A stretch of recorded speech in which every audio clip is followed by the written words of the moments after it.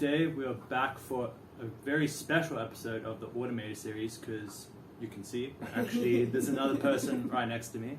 And today I'm with Arja Hendrikx. And firstly, thanks so much for taking the time.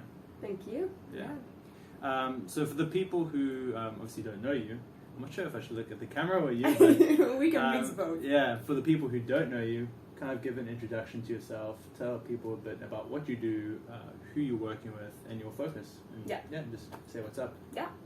So my name's Arja Hendrikx, an international version. I'm born in the Netherlands, but I left the country 10 years ago in order to go on a journey of personal development, spiritual growth. Traveled I don't know how many countries by myself. And from that journey, I stumbled into yoga, into meditation, into Tantra, into Tantric sexuality, and moved from being very conditioned by my culture and how everything goes to really being how do I say that, like broken open, or like I can't come up with the name right now, but really being introduced to such a different way of living and viewing the world thanks to yoga, meditation and Tantra. And I've had a very long journey for my own in terms of getting to know myself on a deeper level, discovering what more there is to life, and then getting very specifically into Tantra, specifically into sexuality part of Tantra. And now helping women and couples to do the same all over the world. So really supporting, especially women is my focus in this moment. But if you're listening, maybe I switch to couples because I'm having periods of focusing on women, on men, and couples. But supporting couples and women to really feel empowered in their sexuality, to look at sexuality from a completely different view than what we see in the West or what we learned growing up, where there's actually a lack of education about it. So I'm educating people how to make love in a very different way, so that there's more connection, more intimacy, more enjoyment. Not only with a partner, it's actually mainly focused on feeling better inside of you and have a deeper connection with yourself, so that everything around you, including your relationship, flourishes. Yeah, the very thing you mentioned at the end there, that like resonated a lot with me, because I know for me, from my last couple of relationships, like I realized they did work or they didn't work, and it was very much based on just what I kind of had going on in my own world. It brought up my own blockages, my own limited mindsets. So it's interesting that you work with women and then also with couples. I'm curious, is there kind of an average like age range, or do you find it's quite wide with the people you're working with, their background, stuff like that? Yeah, I've had age ranges. I literally had girls reaching out, like even teenage girls reaching out to me and be like, I've been following you on Facebook, this is so interesting, I love to learn more. To one of my oldest students has been, I think she's about to turn 70. So I've really had a majority of age ranges, and even like the woman that's like 70, she's like, wow, I just wish I learned this years ago, because all these experiences that I've had could have just been so different. Actually, every age is telling me, apart from maybe the ones that are early 20s, they haven't had that many experiences. But everybody, that's my main age group is between 30 and 40. More like end 20s to like 40, 45-ish. Yeah, but it's like, it's for everyone. Like I would love, for example, my niece right now, she's 1.5 years, and she's calling her genitals yoni because her mother taught her that. So it's like on a year, the impact is going already into the new generation. So my little niece, instead of calling her female parts like mouse or vagina, which are not such beautiful words, it's like, oh, she's already calling it yoni, which means sacred place. And it's like she's 1.5 years. Yeah, and I imagine also the conversations going on around her, it kind of automatically introduces you to a very different world, and it becomes like the norm, as opposed to, I know for me, we didn't speak about sex at all growing up, and I don't know what it was like for you, but I mean, even with like some brothers or siblings, you don't even talk about sex, but it seems like for your niece especially, it's like she's going to be going to teens like already knowing everything, what's like super normal to talk about these things and have those conversations. Yeah, so that's what I love about my work. It doesn't I'm supporting mostly women, but their partners are benefiting. Like their partners sending me thank you messages for like, wow, because she did her work with me, our relationship is flourishing, I learned so much, we're teaching our little children now just little things about body image, about how, you know, as children we already got put to shame around our body or in their sexuality, so it's like impacting.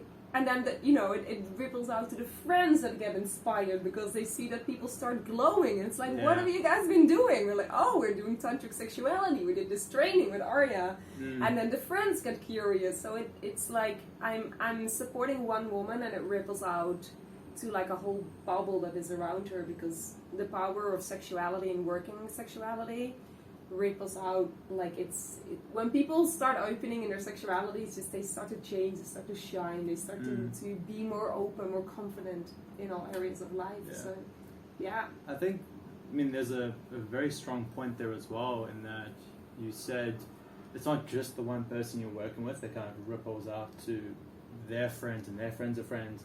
I think that's a big thing. It's like a lot of people are like, oh, I can help this one person, but not really. If you kind of are doing someone a disservice by not helping them when you can, you're kind of affecting a lot more people than you realize, because of those network and knock-on effects of you see your friend becoming really starting to own their sexuality, or getting really successful in business if they have a business mentor, and then they get inspired, and then they get inspired, and on and on and on. So it's really is like this mega ripple effect which can happen, which is pretty amazing.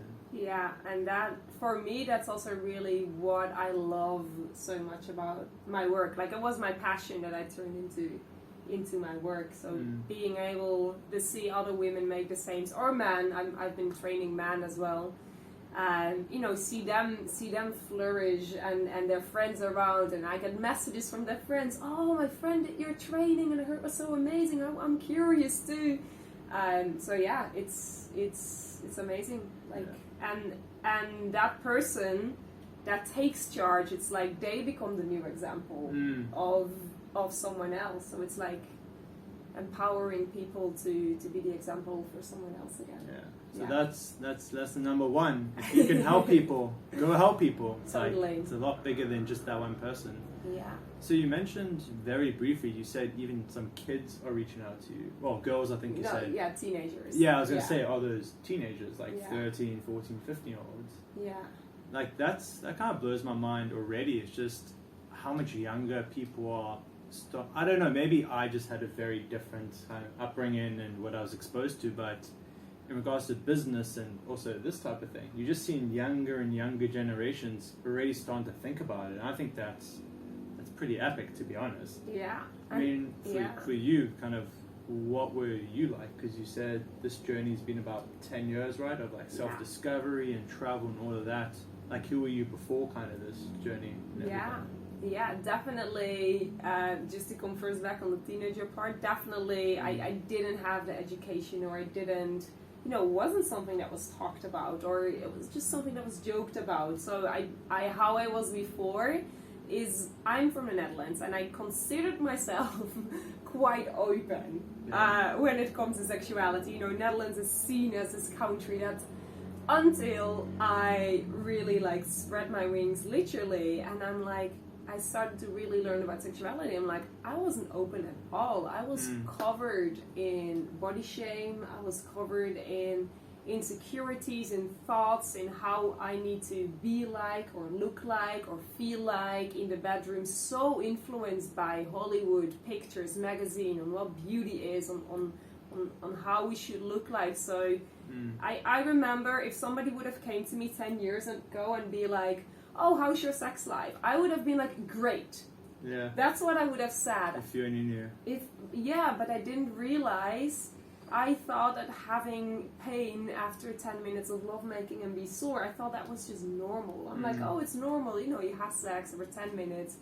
You get pain, you're sore, that's normal. I thought it's normal that I could hardly feel any pleasure, that I didn't really orgasm. I thought it was normal that the type of connection that I felt with the man wasn't anything special. Now I look back, that was really superficial, but I didn't know any better.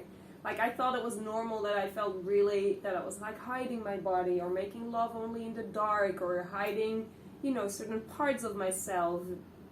And yeah, there's just, it was, if I look back on the old version of me, I think talkative, I was quite open, but if I really looked at, I wasn't embodied at all. I think sex was really a mental turn on rather than a deeply embodied experience. Because of I have a skin condition, vitiligo, so there was a lot of shame around nudity and being naked. And I was just like, okay, that's just the way I am. I was holding myself back a lot for experiences that I could have because of all the limiting beliefs that I had about myself. And that had been a whole journey of like accepting myself on who I am and accepting like, okay, I have this skin condition, and accepting that actually like everything that I believe in my mind, or like what sex is just like there's so much more. So I think I was at a place, if somebody would have really told me, it's like, no, I'm fine, but I knew this much of what is possible in a field that is endless of sexuality. Yeah.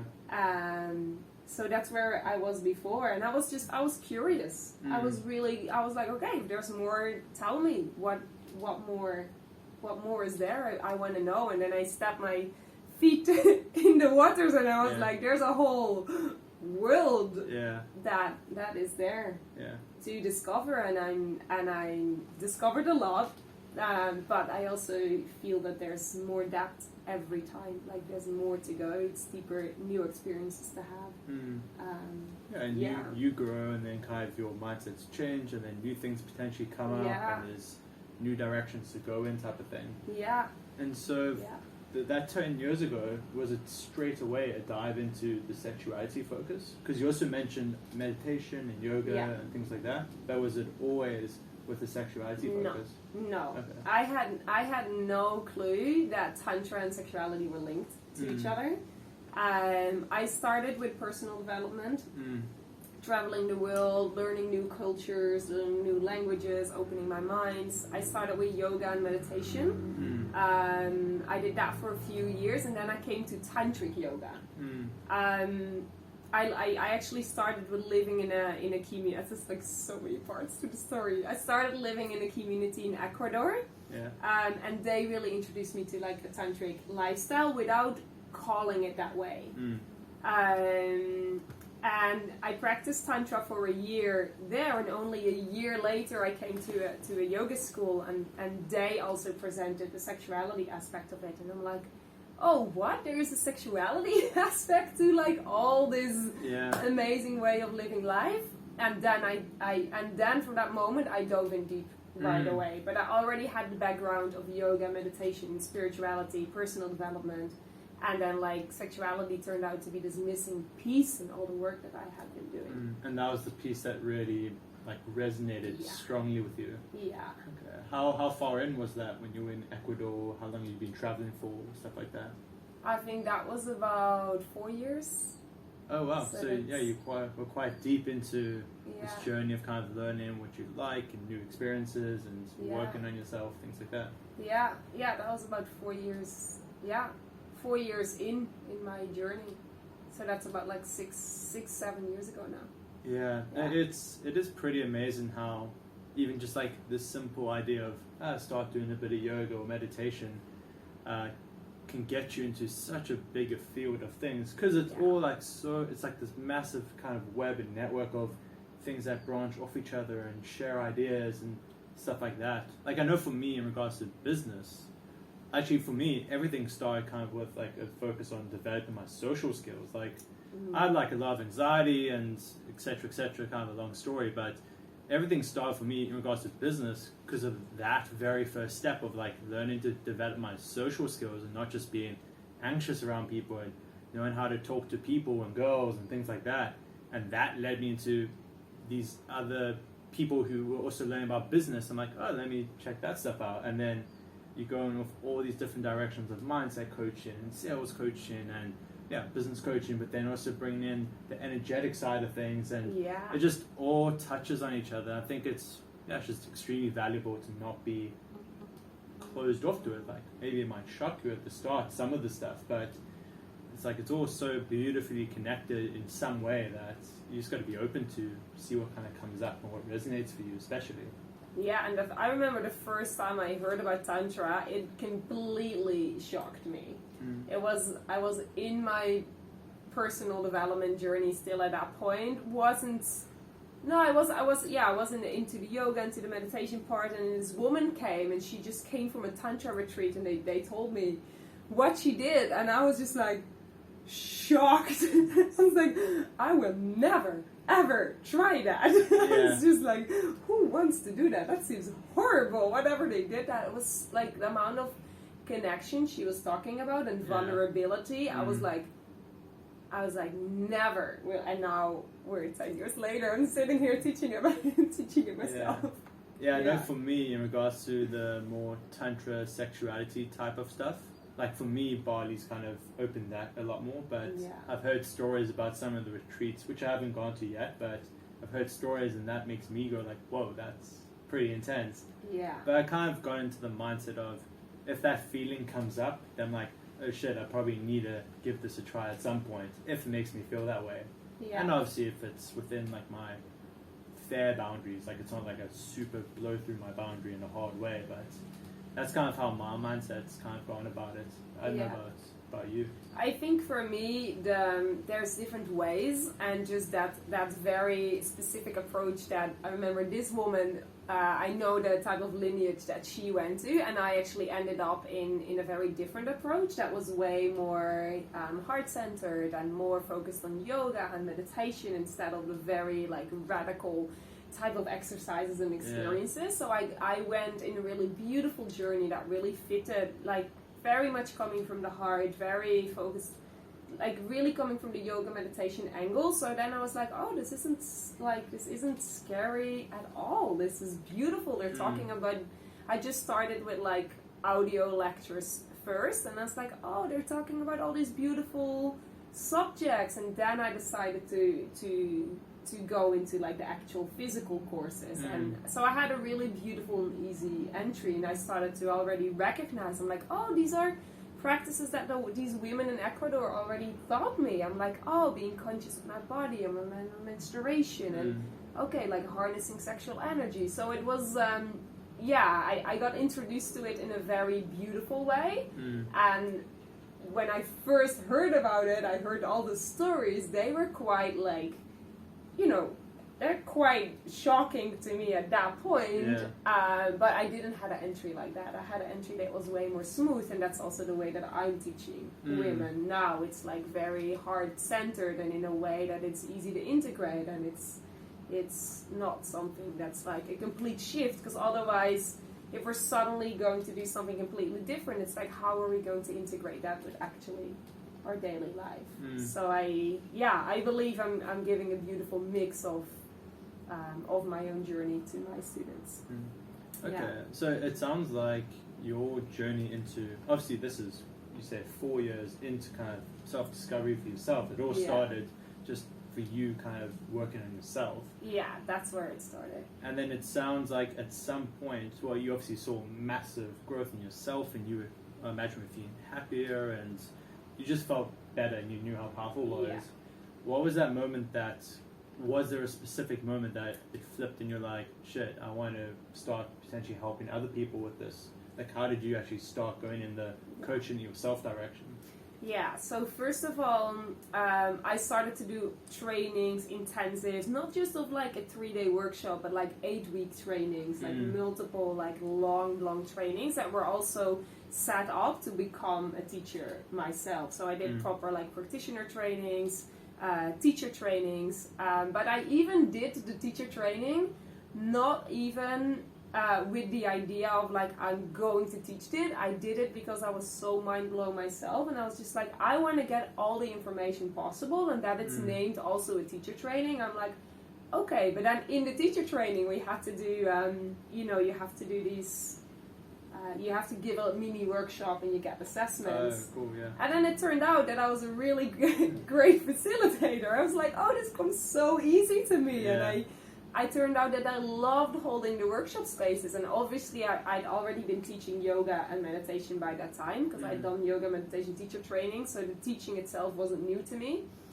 And then I completed my training, and I started to host my first workshops. And I just, on donation basis, like first just sharing what was there, and I immediately got amazing results in the people. They learned, and they were just mind blown. So I started to give more workshops, and then also I started to do one-on-ones, doing personal coaching. But I've started with group work, and that's I love working with groups the most. Group coaching and group work, and then I was like, okay, let's see if this also works. People just started to inquire, ask me like, hey, do you also do one-on-one, because the group doesn't work for me, or it's a little bit too intimidating. Interesting, yeah. And that's how I opened one-on-ones as well. Yeah, that was going to be my question, was a lot of your first one-on-ones people from your group coaching? It sounds like there was. Yeah, or like people that just don't enjoy being in a group, or they weren't physically where I was, so then like the coaching happens online. Or they felt a bit stifled and they couldn't quite get the full experience and let go and things like that. Yeah, or it's like some people everybody's so unique. So some people just love personal attention, or really want to take the highway, and it's like, yeah, in a group program I can go this far, but if I go one-on-one with you, I'm like, then it's only about you. It's like taking the highway that took me 7 years to discover everything. It's like, I traveled the world, I studied with the teachers, and from that knowledge I can see exactly what you need and give it to you in a way that's so much faster than the whole journey that like I've been doing the work for them, basically. Yeah, that's the big thing I've realized in regards to mentorship, coaching, or just having an objective third party kind of being around you, is a lot of the time they're just saving you time. It's if you have the coach, they're just saving you time, because they've been through all the bullshit, they've been through the ups and downs and the discovery and the not wrong paths, but kind of moving potentially in a off branch and then coming back to it. They've done all of that, and then they just save you that massive journey and really like, okay, this is what you need. This is what's going to take you to the next step, essentially. Yeah, totally. Yeah, and I think that's really important for coaches. It's like to keep doing, your inner work and take the jewels of like what was so transformative for you, because that's where your transmission also is. Yeah. Very good point there. A lot of people I've spoken to in this series is they've always said they started introducing new things, even when they had already started coaching with people. They started introducing new things as they were just learning for themselves. So like maybe in a year's time you discover a new aspect or a new branch that really blows up in your mind, and you're like, hey, this will probably benefit the people I'm working with. Do you guys want to give it a try? And they're like, oh yeah. And so like, you just got to keep on having that own discovery. From what I've seen and all the people I've spoken with, is you just have to keep on working on yourself and learning for yourself, and just keep on giving that back to the people around you, the people you're working with, etc. Yeah, and I think that's where the magic is. Like now, in the beginning, when I just started teaching, I focused a lot on beginners, on like people that were new, because that was, that was easy. That was I was in that beginning stage before. And now I notice that I actually really want to call in people that are more experienced and more advanced, and I want to be even the teacher of the teachers, of like to really take people deeper. So it's like because my journey is shifting, and I've been going so much deeper. I don't enjoy as much to teach the really basic parts. It's like I want those women, they're already a bit connected to their sexuality. Things are there, but they're like, what else is there? I want to go deeper. I want to go more. So it's shifting. Yeah. I imagine it also keeps you inspired to start teaching deeper stuff, because it also pushes your limits and pushes you to learn more, as opposed to the same thing every day, every student for the next 5 years or something. Yeah, and that challenge for me is really important as well. Well, how come? just because I'm so inspired by what I do and I'm so passionate by what I do, if I would just stay with the beginner stuff and like repeat, which is still amazing, and I love how people are still mind blown, but some of the things are so, I almost don't realize anymore. It's so common sense for me now that I almost don't realize anymore that certain things are really really new or mind blow or different for people, and it's almost like, oh, that's so normal and so in my routine that it's like I even forget to mention certain things. So it's really hard for me to put myself even in that complete beginner's mind. So it's like, and I really want to be able to speak as open and fully and freely as I can, and with people that are a little bit more advanced or a little bit more experienced, it's like they get my transmission better than the people that are completely new and don't understand the amazing things that I'm talking about because they haven't had a little glimpse. Yeah. It's also, if you start teaching it at such a high level, like you said, it kind of no longer resonates with the newbies because you're not using the same terminology you originally understood, or you kind of skip over bits that were really important to you back then, but you've kind of forgotten it a little bit because you've grown so past it. Yeah, that's really it. Yeah. I've forgotten it. I'm like, recently I joined a beginner, like a workshop myself, and there was like a lot of beginner stuff was brought up there, and I was in that workshop and I saw how mind blown the people were, and I was just like, oh, but this is so common sense for me. I forget that this is so new to people. And then it's just this great reminder of like, oh, beginner's mind, beginner's mind, beginner's mind. Yeah. Go back to the basics and foundations every time, pretty much. Yeah. And one thing I was curious to ask about, which we kind of went past, was you mentioned you went from your teaching intensives and then you went almost straight to workshop stuff, and then to one-on-one. How did you start getting those first people to your workshops? Because obviously there might be people who are wanting to jump into coaching and sharing and giving value to everyone. But how did you get those first people to the workshops? How did you get your kind of message out? Yeah, I really have to think what my very first workshop was. Beginner's mind. Yeah, I think it was in the Netherlands when I went back. And it was just to people that I knew. Like I was like, hey, I've been learning this.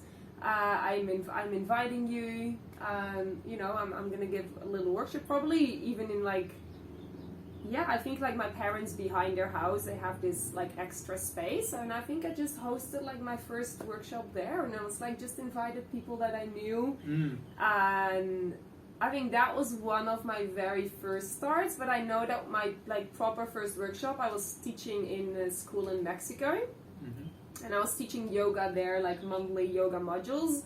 And then I also organized a workshop on the weekend on the side. So then a lot of the students that knew me from the yoga classes, like at the end of the yoga classes, I would be like, hey, I'm also giving a workshop about Tantra happening this weekend. You can sign up. And that workshop was immediately sold out. Yeah. And from that moment onwards, almost every workshop has been sold out. Amazing. From the start. You must obviously be teaching it in a way that really resonates with people, and the authenticity as well. That's a big thing, especially with something so personal as sexuality and Tantra. And people obviously bring up a lot of childhood traumas and stuff from just kind of very deeply ingrained beliefs and whatnot. When you went back to the Netherlands and you kind of just said to friends and people around you, hey, this is what I've been learning, this is what I've been doing, was that kind of out of the blue, or had you already always been sharing lessons that you have in various ways, and like people kind of knew you a little bit, what you're doing? And also I'm from a very small village, so I'm like, that one person that left and traveled the world. Also my parents are quite well known in the village, so like everybody knew I'm from a small place, like people knew. And also I think Facebook already, I've always been sharing my journey on Facebook, so people kind of followed me and they were like, oh, it's so inspiring, you're always traveling and you're doing this. So I felt that there was just a lot of interest because I was living such a different life from all the people in my small village. So there was just a lot of curiosity. that was there. So yeah, I had this travel blog that, by that time it wasn't all as social media hype as it is now, but I've always had a travel blog. I shared stuff on my Facebook. I would come back and I would teach yoga classes, and in my yoga classes it would be half a story of like all the things that I'd been doing, so people kind of have seen me, that first little group of people, they've kind of seen me evolving. But the big thing being though is you've been sharing that journey as you've been on it. All the time. Yeah, that's the big thing is, and that's one thread I've seen just with so many of the people I've spoken to. They were even in corporate life, or they were just doing these things on the side for themselves, but they were always sharing. People, they kind of created this image of, they're the person working on meditation, or they're really into their tarot readings, or they're really into, like my one friend Florence, and astral projection. Like they're always posting about these things just because it's their own interest and their own journey. And then you essentially just put out that offer and say like, hey, I've been doing all this stuff, I want to do a workshop, or do you want to give it a try with me? And that can be just that first jump off, to be honest. It's just really reach out to whoever's right by you, even if it's your mom or your dad. If they need some help with their mindsets, like hey mom, your mindset's kind of shitty, do you want to try work through it with me a little bit? And she'd be like, yeah, sure, Gavin, type of thing. And I also think that it depends what type of work you do, but I think in any type of work it shines through that the embodiment is really important. Like from people just doing what you do is like, oh, but there's something that's different about you now. You're talking about this so openly, or you're like, it's like that captivates people's interest. So I think that's also really, really important. Like just people meet you and you'll be like, hey, what do you do? Or for example, my dance teacher, it's like you can just see that person is walking on the street, and there is like this type of vibe over them. So people get curious and they ask, and so I think there's also a certain embodiment of being a coach or being a teacher is like really, really walking your own path. And then by that, like people will just come up to you and ask about that specific thing you're teaching, because they can just feel it. They can just feel it from you. It's like, oh, you're teaching Latin dance, or you're a business coach, or you really seem like, somebody that teaches about sexuality. It's like you just start to create this vibe over you. And I think that's what is the best marketing you can have. Yeah, I'd be pretty flattered if someone just walked up to me on the street. They're like, "You look like you teach sexuality." I think I've had people say that to me about like business coaching and stuff. I'm like, or life coaching. I'm like, no, just like speak to people type of thing. But you mentioned one thing kind of from the workshops to the one-on-one, that you've kind of grown past that newbie mindset, and you find it kind of hard to teach some of that really new stuff or beginner stuff. What else has kind of changed for you as things have developed, like on the journey of, okay, now I'm a coach, but how have things kind of been changing? For sure, when COVID started, I moved everything online, which was a big challenge, which went really effortless, but it was just, I only was teaching physical workshops, and I was doing like in-person work. That's what I was doing, and then COVID hit and I was stuck in Thailand, and then I decided to move everything online, and just discovering like, wow, now instead of giving a 3 or a 5 day retreat, I can actually do a 10-week program where we meet once a week, and like really being able to follow people's journey instead of giving a short intensive, to moving that over a longer period of time, and seeing, oh wow, people get really embodied and really integrated if I hold their hand for a longer period of time. So I think that's been a really big shift, with moving everything online, and also online being able to reach, like such a wider audience, instead of like, okay, I'm here in Thailand, or I'm in Mexico, or I'm, wherever I was traveling, I was giving workshops in Canada, in places now I'm getting a blackout, but yeah, wherever I was going, I was giving a workshop, and then it was suddenly, it was online, and it's like I'm having 500 people in front of me, for example. Yeah, having that many people in one room, you wouldn't be able to give the same energy or focus or anything. It would just be very intense. Yeah. So I think that's been a big shift from physical to online, and from short to like longer periods of time. And I now that the world's gonna open up, hopefully, I would love to get back to the physical part as well. In regards to the going from the shorter programs to longer, because you can now, I'm curious, have you found there's been a change in kind of how much it sticks with people?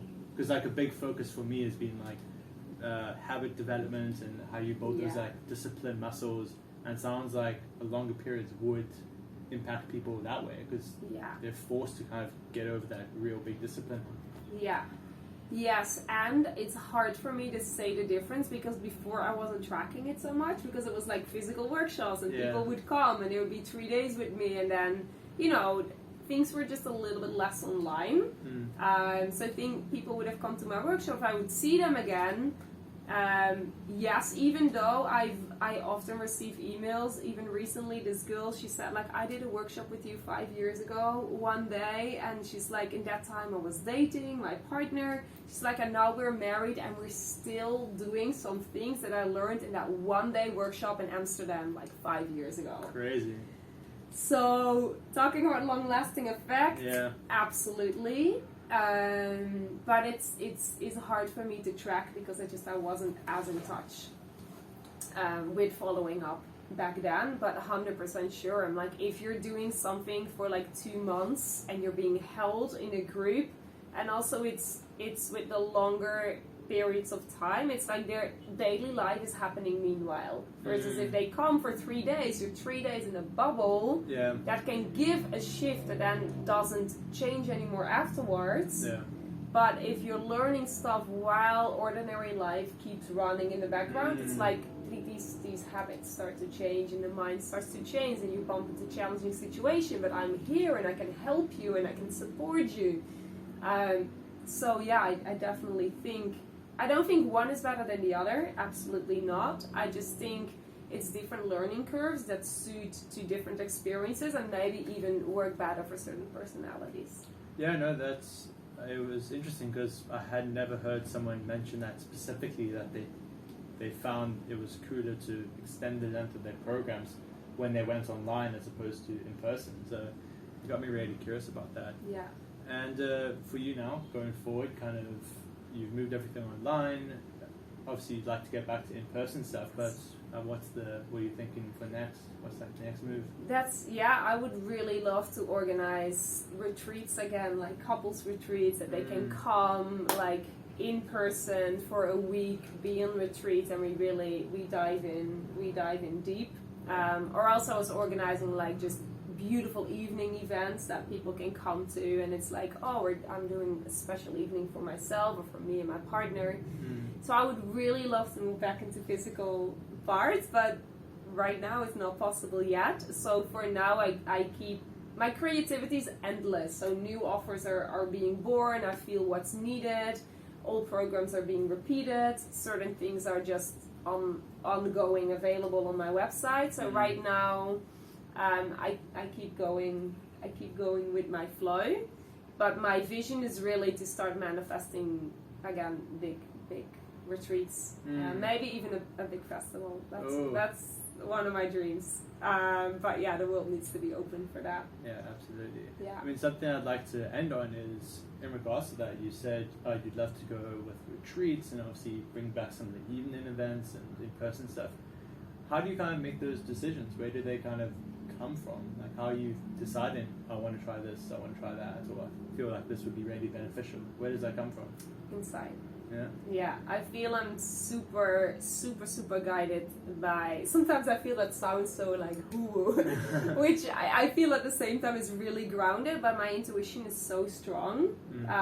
It's just like where my enthusiasm is and where my passion is, that's what I follow. I follow my heart, I follow my passion, and I notice that when I'm teaching something I'm really excited about, like other people are like, you seem so excited about it. What is it? I want to know what that is. So I really follow what is in my own highest excitement, which is sometimes a little opposite of what a lot of marketing techniques say. They're like, oh, really think about, you know, your clients' pain points and what it is that they need, and I'm actually doing the opposite. I'm like, what excites me the most to speak and teach and coach about, and that's what I'm gonna do. And then I trust that the people that need that are gonna come into my field. So it's a very different approach than because I do this because I love it, and the more that I'm aligned and happy with myself, the better I can deliver my work. If I do something because I think somebody else just needs that, but it's like, oh, I don't enjoy teaching that as much, I'm like, they're not going to learn as much. So if I'm connected with my joy and my enthusiasm and my passion, then I'll be able to teach so much better, and the people benefit way more from it. Yeah, I really like that about you, is that it's almost like the entire thread has been you're on this kind of self-discovery journey, following what you feel you need, what excites you. And even when you start picking up clients, it's still like, hey, I'm on this journey, you're welcome to kind of come it's along. An invitation. Yeah, it's already like that.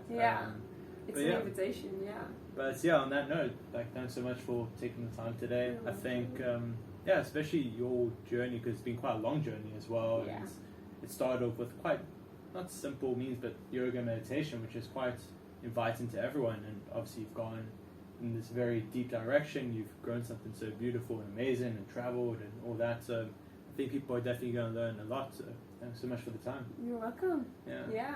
And if people want to reach out to you and find out more about what you're doing and what you've got going on, like, what's the best way for people to reach out or say hi or find out more about your offerings? Yeah, always welcome to say hi. It's super easy to find me on Facebook, Instagram. You can always send a DM and be like, hey, I listened to your talk with Gavin and I got inspired. Even that, I really love getting feedback from people, because especially now that everything is online, I don't have the personal connection always as much anymore. So even if you're inspired, just feel free to say hi. And on my website, there's like ongoing offerings that you can do in your own time. So if you feel like, oh, I want to know a little bit what she's talking about, there's like, you know, something that's an evening that you can do. There's like a course that you can dive into and take yourself through some weeks. I'm hosting live courses from time to time, so just check out my website and see what's going on. But there's also just things that you can do in your own time. And when the world opens, on my website, you'll be able to find retreats or my festival. That's going to happen at some point. And obviously we'll include everything at the bottom, but can you kind of just spell out the website or just say it? Yeah, it's my name, Arja Hendrikx, so it's Arja, and then Hendrikx with a KX in the end, so almost like Jimi Hendrix, but there's a K in front of the X. And from there you can go into my sexual communication course, you can go into my sexual initiators course, tantric archetypes course. You will find all of those on my website. And same for my Instagram and my Facebook. It's Arja Hendrikx, same spelling, Arja Hendrikx with a KX in the end. Amazing. So it's super easy. Yeah. Thanks so much. You're welcome. Bye everyone. Yay. I hope you enjoyed that episode of the Automator series as much as I enjoyed having it. And there are two things I want you to do now. I want you firstly to follow me on YouTube, get that subscription in, because you're going to see all the new episodes popping up in that case, and you can stay on top of the series.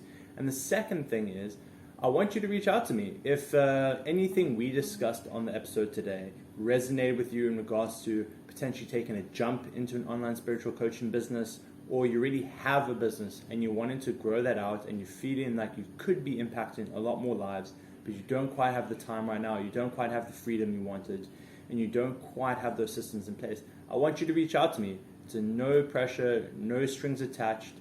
Send me a message on Facebook, LinkedIn, email, whatever you prefer, and we can just have a conversation and a bit of a back and forth in regards to where you're at, what you're looking for, and how I might be able to help you impact more lives with what you're doing.